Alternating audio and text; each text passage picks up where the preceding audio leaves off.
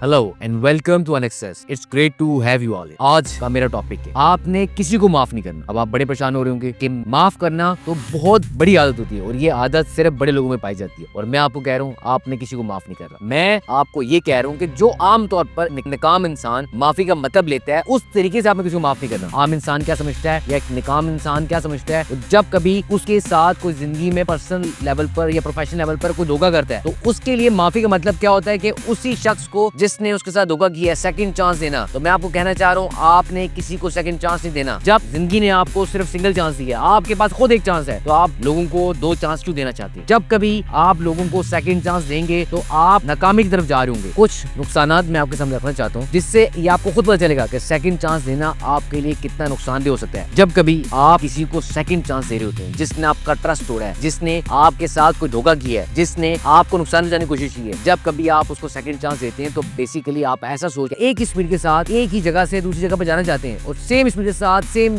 Scenarios के साथ आप सोच ये रहे होते हैं कि आप जल्दी पहुंचेंगे। मतलब आप सेम तरीके के साथ मुख्तलिफ रिजल्ट तो को कर रहे होते हैं। तो फिर ये बहुत बड़ी बेवकूफी नहीं है। इसी तरह मैं आपको कह रहा हूँ कि आपने सेकंड चांस नहीं दिया। हर कामयाब इंसान के कुछ असूल होते हैं जिन असूल पर चलकर वो कामयाब होता है। ये जो जिंदगी है एक भूल भुलैया है। इस भूल भुलैया में कामयाब होने के लिए आपके पास कुछ रोड मैप्स होने चाहिए, आपके पास कुछ सेट रूल्स होने चाहिए और ये रूल्स असूल होते हैं जो आपको दुनिया में कामयाब करेंगे।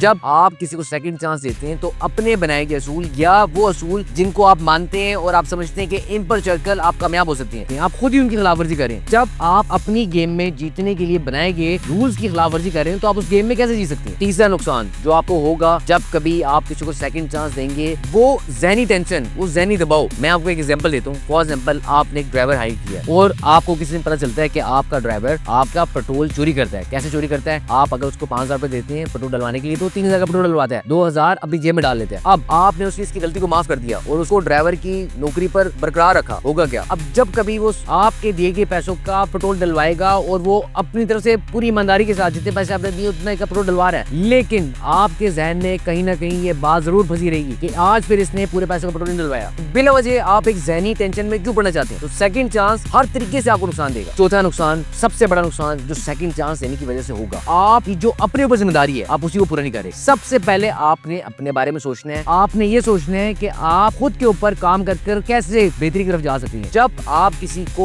खुद चांस दे रहे हैं कि आपने मुझे एक दफा नुकसान पहुंचा दिया, आप दोबारा फिर पहुंचाएं, तो जब आप अपनी तरफ अपनी जिम्मेदारी को नहीं निभा रहे तो आप कामयाब कैसे होंगे? अब ये जो मैंने बातें, ऐसा तो नहीं कि सिर्फ मुझे पता है या आप आज पहली दफा सुन रहे हैं, ये बातें सबको पता है, लेकिन फिर भी लोग सेकंड चांस देने पे आमादा होते हैं। उसकी कुछ वजूहत है। पहली वजह, लोगों को कम नुकसान की आदत पड़ जाती है। मतलब ज्यादा नुकसान ना होने के डर से कम नुकसान को बर्दाश्त करते रहते हैं। उसकी एग्जांपल जैसे मैंने आपको ड्राइवर का बताया, तो वो उस ड्राइवर को जो उनके पेट्रोल चोरी कर रहा होता है चेंज नहीं कर दे। किस वजह से? वो डरते रहते हैं कि कल को मैंने नया ड्राइवर हायर किया, पता नहीं वो गाड़ी कैसे चलाएगा, पता नहीं उसका रवैया कैसा होगा, ये तो चलो सिर्फ पेट्रोल चोरी करते हैं, पता लगे वो मेरी गाड़ी चोरी करके ले जाए। तो इस डर की वजह से लोग सेकंड चांस देने पर आमादा होते हैं। तो यही डर आपको नाकामी की तरफ खींचता है। दूसरी क्या वजह होती है? वो लोगों पे बहुत डिपेंडेंट होते हैं, उनको अपने आप पर भरोसा नहीं होता। हर दोस्तों ग्रुप में एक ना एक ऐसा दोस्त जरूर होता है जिसका काम सिर्फ और सिर्फ लोगों की हंसी बनना होता है, जिसके ऊपर हर ग्रुप का मेंबर मजाक उड़ाता है, उसके ऊपर बातें बनाते हैं, लेकिन वो दोस्त रोज बेइज्जत होने के लिए उस ग्रुप में वापस आएगा। इसकी वजह क्या होती है? इसकी वजह यही होती है कि वो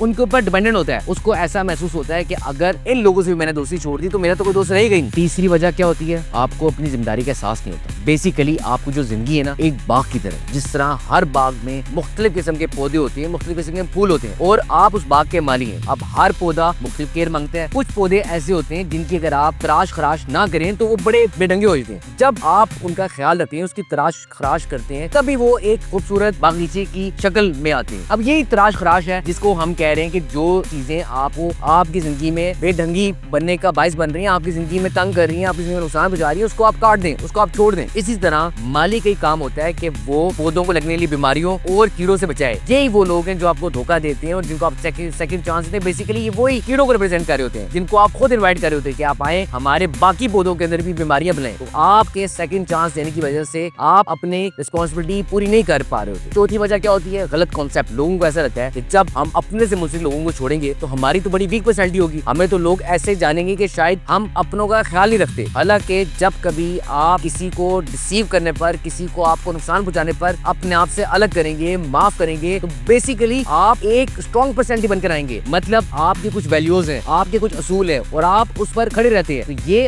आपको एक वीक पर्सनैलिटी की तरह जाहिर नहीं करेगा, बल्कि आपको एक स्ट्रॉन्ग पर्सनैलिटी की तरह उभारेगा। अब आखिरकार हमें करना क्या चाहिए? हमें माफी फौरन से पहले दे देनी चाहिए, लेकिन वो माफी कौन सी माफी? वो माफी जिसमें आप उससे अपनी जान छुड़ा लें और उसकी जान छोड़ दें। मैं कहना क्या चाह रहा हूँ? मैं ये कहना चाह रहा हूँ कि जब कभी आपके साथ कोई धोखा करे, आपके को नुकसान पहुंचाने की कोशिश करे, तो आप उसको फौरन से पहले छोड़ दें। इससे होगा क्या? आप अपने साथ रहमदिली का मुजाहरा कर रहे होंगे, आप अपने लिए एक नई टेंशन से बच रहे होंगे। जब कभी आप किसी को माफ करते हैं, वो उसकी ब्लैकलिस्ट नहीं करते, आप अपनी ब्लैकलिस्ट करते हैं। तो आपने आज के बाद किसी को माफ करना है तो सिर्फ और सिर्फ अपनी ब्लैकलिस्ट करना है, ताकि आप ज़हनी सुकून में रहे। और जो ज़हनी सुकून है, ये मेन गोल है। आप अगर आपके पास ज़हनी सुकून होगा, तभी आप दुनिया में कुछ बेहतर कर सकेंगे, तभी आप अपने बिजनेस पर ध्यान दे सकेंगे, अपनी स्टडी पे ध्यान दे सकेंगे, अपनी पर्सनल और प्रोफेशनल लाइफ अच्छी तरीके से गुजार सकेंगे। दूसरी चीज क्या है? आपने डिटैचमेंट का हुनर सीखना है। अब डिटैचमेंट क्या होती है? जब कभी आप किसी के साथ काम करते हैं, किसी के साथ जिंदगी गुजारते हैं, तो आप उससे इमोशनली अटैच हो जाते हैं। अब वो आपको तंग कर रहा होता है, वो आपको दीमक की तरह खा रहा होता है, लेकिन आप उससे इतने ज्यादा अटैच होते हैं कि आप उसको छोड़ नहीं पाते। तो आपने सिर्फ और सिर्फ अटैच अपने गोल के साथ रहना है, अपने मकसद के साथ रहना है। बाकी जो चीजें, जो रिश्ते, जो ऐसा सर्कल, ऐसी सोसाइटी आपको आपकी गोल की तरफ से दूर कर रही है, आपने उससे फौरन से पहले डिटैच हो जाना है, आपने उनको फौरन से पहले छोड़ देना है। तीसरी चीज क्या है? आजादी हासिल करनी। और आजादी कैसे हासिल करेंगे? जब आप अंदर से आजाद होंगे। और अंदर से आजाद से क्या मुराद है? जब आप सोसाइटल प्रेशर के अंदर नहीं होंगे, जब कभी सिर्फ और सिर्फ लोगों की वजह से आप लोगों के साथ नहीं निभा रहे होंगे। मतलब आप अपने किसी पुराने मुलाजिम को इसलिए निकाल रहे होंगे कि लोग कहेंगे कि इसने तो 20 साल इनके साथ काम किया और आज इसको निकाल दिया। आपने सिर्फ वो काम करना है जो आपको आपकी गोल की तरफ लेके जाता है, ना कि आपने लोगों की इमोशंस के बारे में सोचकर अपने प्रोफेशनल और पर्सनल डिसीजन लेने। चौथी चीज क्या है? आपने आइसोलेशन इख्तियार नहीं करनी। आइसोलेशन से क्या मुराद? आपने दुनिया से अलग थलग होकर नहीं रहना। मतलब कभी आप मेरी बातें सोच रहे हो कि हम अलग थलग होकर सुकून करते हैं, ऐसा आपने नहीं करना। आपने अपने इर्द गिर्द एक हेल्दी बाउंड्री बनानी है। हेल्दी बाउंड्री से क्या मुराद है? कि आपने कुछ ऐसी सिचुएशन, कुछ ऐसी बाउंड्रीज, लाइंस रख देनी है। उस लाइंस का मकसद क्या है? हर इंसान को पता हो कि जब मैं इस लाइन को क्रॉस करूंगा तो मेरा यहाँ से वापसी खत्म हो जाएगी। तो ये जो हेल्दी बाउंड्रीज है ना, यही आपको कामयाबी की तरफ लेके जाएंगी। पांचवी चीज क्या है? इंट्रोस्पेक्शन। इंट्रोस्पेक्शन से क्या मुराद? अपना सबसे बेहतरीन जज खुद बनना है। आपने अपने बारे में खुद सोचना है कि कहाँ पे आप गलती कर रहे हैं, कहाँ पे आप सही हैं, कौन सा रिश्ता आपके लिए बेहतर है, कौन सा रिश्ता आपको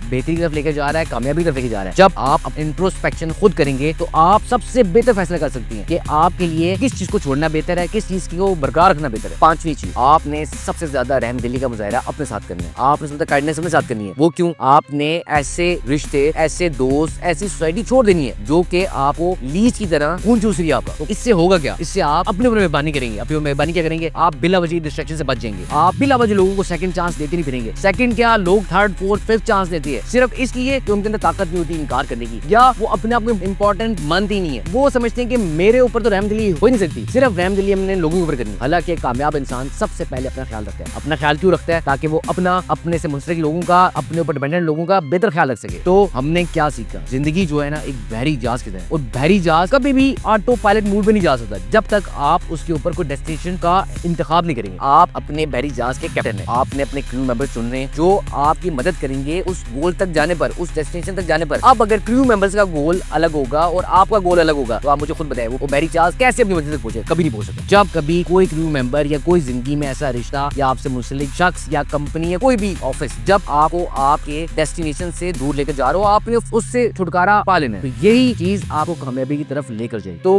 बात की एस्टेब्लिश हुई कि आपने फौरन से पहले माफी दे देनी है। लेकिन कौन सी माफी? रियल मैनर माफी। माफी का मतलब कभी सेकंड चांस नहीं होता। माफी का मतलब ये होता है कि आपके साथ जिसने धोखा किया है, आप उसकी जान छोड़ दें और अपनी जान उसे छुड़वा लें। So thank you so much for watching this video. Take care of yourself very much. See you all in the next video with a new topic.